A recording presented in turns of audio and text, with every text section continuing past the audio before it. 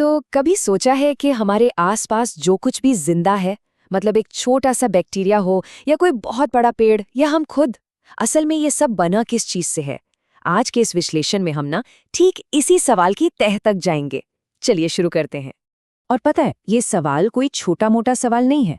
ये तो बायोलॉजी के मतलब जीव विज्ञान के बिल्कुल दिल में है। और इसका जवाब जितना सिंपल है उतना ही हैरान भी कर देता है। सारी कहानी शुरू होती है कुछ बहुत ही छोटे छोटे मॉलिक्यूलर बिल्डिंग ब्लॉक्स से। तो आज हम क्या क्या देखने वाले हैं? सबसे पहले हम चलेंगे जीवन के अणुओं की दुनिया में। फिर वहां से हम समझेंगे एनर्जी के मेन सोर्स यानी कार्बोहाइड्रेट्स को। और उसके बाद बात करेंगे जीवन के असली वर्कर यानी प्रोटीन्स की। हम ये भी देखेंगे कि कैसे एकदम सीधी साधी चेन्स मिलके कॉम्प्लेक्स स्ट्रक्चर बना लेती हैं। और हाँ, आखिर में इन सबसे जो बड़ी तस्वीर बनती है ना, उस पर भी बात करेंगे। तो ठीक है, शुरू करते हैं अपने पहले हिस्से से।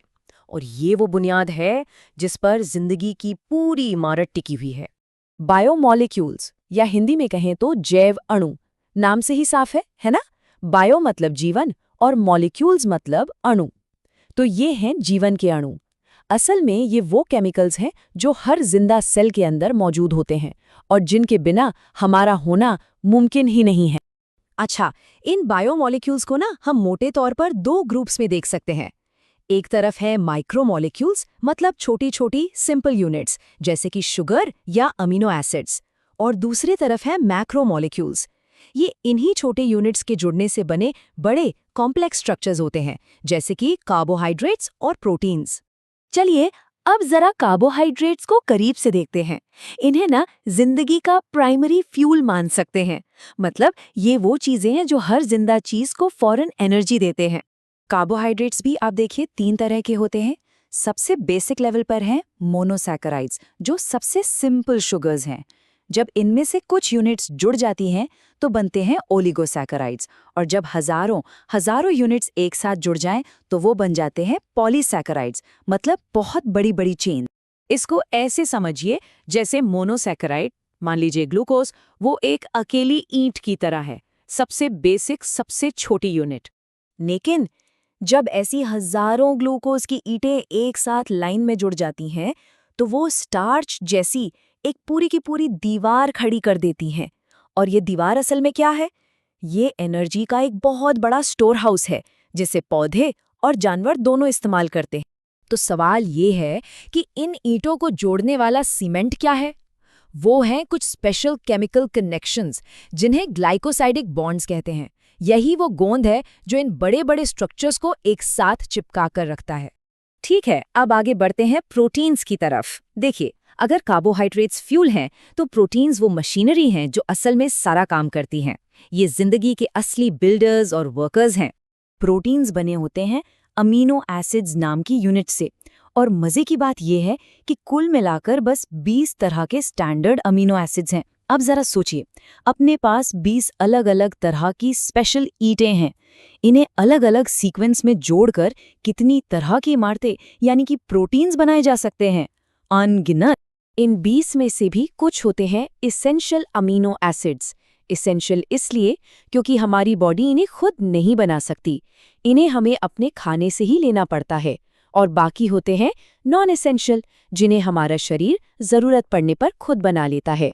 हर अमीनो एसिड की अपनी एक अलग केमिकल पहचान होती है। कोई एसिडिक नेचर का है तो कोई बेसिक। और यही जो वैरायटी है ना, यही तय करती है कि प्रोटीन का फाइनल शेप कैसा होगा और वो क्या काम करेगा। और अब आते हैं इस पूरे विश्लेषण के सबसे मजेदार हिस्से पर। हम ये देखने वाले हैं कि कैसे अमीनो एसिड की एक सीधी साधी चेन, एक धागे जैसी चीज, फोल्ड होकर एक कॉम्प्लेक्स काम करने वाली मशीन बन जाती है। यकीन मानिए, ये किसी मॉलिक्यूलर ओरिगैमी यानी कागज मोड़ने की कला से कम नहीं है। तो देखिए, सब कुछ शुरू होता है प्राइमरी स्ट्रक्चर से। ये कुछ नहीं, बस अमीनो एसिड्स की एक सीधी सीधी चेन है, जैसे एक धागे में मोती पिरोए हों। और ये जिस धागे से जुड़े हैं उस मजबूत जोड़ को कहते हैं पेप्टाइड बॉन्ड। अब इसके बाद क्या होता है? ये सीधी चेन अपने आसपास ही मुड़ने और घूमने लगती है। इससे अल्फा हेलिक्स जैसे कुछ लोकल शेप्स बनते हैं। ये है सेकेंडरी स्ट्रक्चर, मतलब कहानी में पहला मोड़। और फिर पूरी की पूरी चेन फोल्ड होकर एक बहुत ही कॉम्प्लेक्स और खास 3D शेप ले लेती है। इसे कहते हैं टर्शियरी स्ट्रक्चर। और असली जादू यहीं पर होता है, क्योंकि एक प्रोटीन के लिए उसका शेप ही उसका फंक्शन है। उसका आकार ही तय करता है कि वो क्या काम करेगा। सोचिए, बस एक अमीनो एसिड की जगह बदल जाने से सिकल सेल एनीमिया जैसी खतरनाक बीमारी हो सकती है। इससे पता चलता है कि यह शेप कितना कितना जरूरी है। और आखिर में कुछ प्रोटीन्स में एक से ज्यादा ऐसी फोल्ड हुई चेन्स आपस में जुड़कर एक बड़ी सी फंक्शनल मशीन बना लेती हैं। यह है क्वाटरनरी स्ट्रक्चर। इसका सबसे बढ़िया उदाहरण है हीमोग्लोबिन, वही मॉलिक्यूल जो हमारे खून में ऑक्सीजन लेकर घूमता है। ये 4 अलग अलग चेन से मिलकर बना होता है। तो चलिए अब इन सारी बातों को समेटते हैं। इन सभी बिल्डिंग ब्लॉक से हमें जिंदगी के बारे में एक बहुत ही गहरी और खूबसूरत बात पता चलती है। तो हमने क्या देखा कि जिंदगी कुछ सिंपल मॉलिक्यूलर लेगो ब्लॉक्स से बनी है। सिंपल यूनिट्स यानी मोनोमर्स जुड़कर कॉम्प्लेक्स स्ट्रक्चर यानी पॉलीमर्स बनाती हैं। हमने ये भी समझा कि प्रोटीन्स के लिए उनका 3D शेप ही सब कुछ है और जरा सा भी बदलाव कितना बड़ा फर्क ला सकता है। और सबसे कमाल की बात, ये पूरा सिस्टम बस कुछ गिने चुने हिस्सों से ही इतनी जबरदस्त डाइवर्सिटी पैदा करता है।